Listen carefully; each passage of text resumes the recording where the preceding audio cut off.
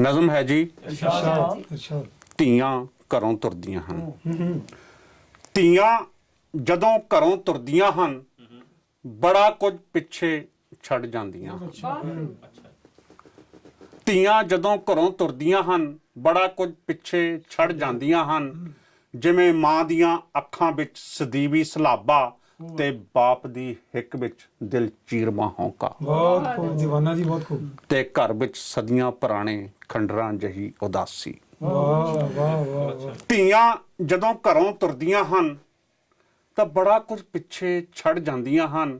ਜਿਵੇਂ ਸਰਦਲ ਉੱਤੇ ਕੁੰਜੀਆਂ ਅਤੇ ਸਰਦਾਰੀ, ਵਿਹੜੇ ਵਿੱਚ ਸਹਿਰਾ ਜਹੀ ਖਾਮੋਸ਼ੀ ਤੇ ਛੱਤ ਉੱਪਰ ਲੰਮੀ ਉਡੀਕ ਵਾਲਾ ਪਰਚਮ। ਧੀਆਂ ਜਦੋਂ ਘਰੋਂ ਤੁਰਦੀਆਂ ਹਨ ਤਾਂ ਘਰ ਘਰ ਜਿਹਾ ਨਹੀਂ ਲੱਗਦਾ। ਘਰ ਬਿਨਾਂ ਮੂਰਤੀ ਮੰਦਰ ਲੱਗਦਾ ਹੈ। ਘਰ ਵਿਚਲੇ ਹਾਸੇ ਬੋਣੇ ਹੋ ਜਾਂਦੇ ਹਨ ਤੇ ਰੌਣਕਾਂ ਨੀਵੀਂ ਪਾ ਲੈਂਦੀਆਂ ਹਨ।